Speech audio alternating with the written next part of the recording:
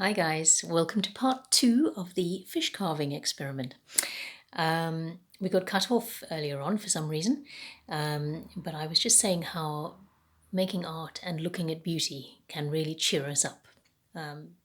So, here is my little chap. He's a funny little fish. I've decided to give him a fin on the top. He's got an eye, which I couldn't do that with the tools I had, so I just got the back of a paintbrush. And instead of kind of scooping, I just sort of pressed. Because the soap is quite soft, that pressing down has just compacted the soap to give him a little eye. It's only a little indentation. And I don't know if you can see, but he's got some scales. Now I did that using my fork, which is kind of fun.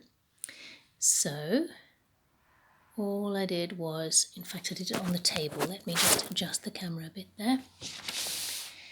So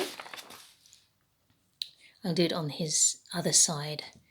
So, ew, don't know how you're going to be able to see this. All right, I'll show you. So all you do is you take your fork, hold it nice and steady. I should really be doing this on the table. It's just to try and make it so you can see. So you press down quite hard and just drag.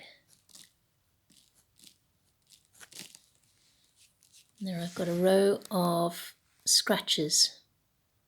Okay, now going the opposite way to make a whole row of crosses. I'm going to go the other way and drag.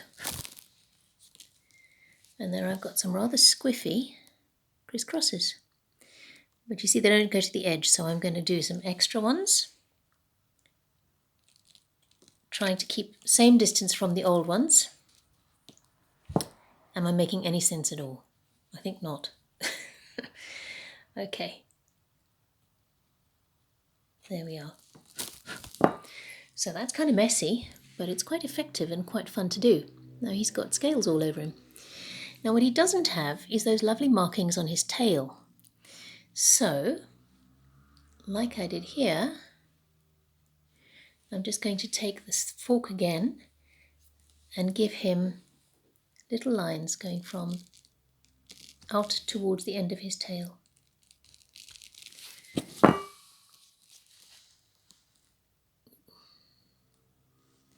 And then all he needs is his eye on this side. He's got an eye on the other side, but not on this side.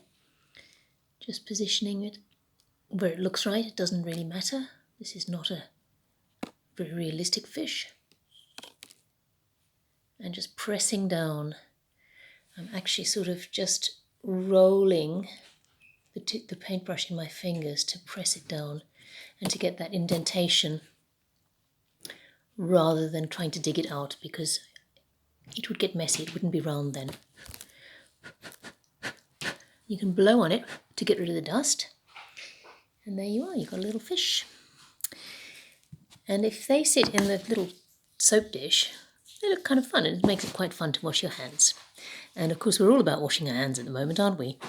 One little trick is that when you have got all of these little dusty bits of soap left, parents, this is for you. You've got all this dusty soap left. What you can do is you can tip that into a glass of boiling water, and it will soften up and mix it up, and you can make a little, just use the leftovers as a hand soap, as a sort of a liquid soap, somewhere, maybe not your most glamorous bathroom, but you know, next to the sink or something. It's quite handy to have a little container of homemade soap carving. So there's our little chap. I hope you enjoyed making him. Please remember to send me pictures of your little fish that you made. I'd love to see them. And if you'd like to send them to me as a private message, you can. If you want to send them on the group, you can. I would love to see your little fish.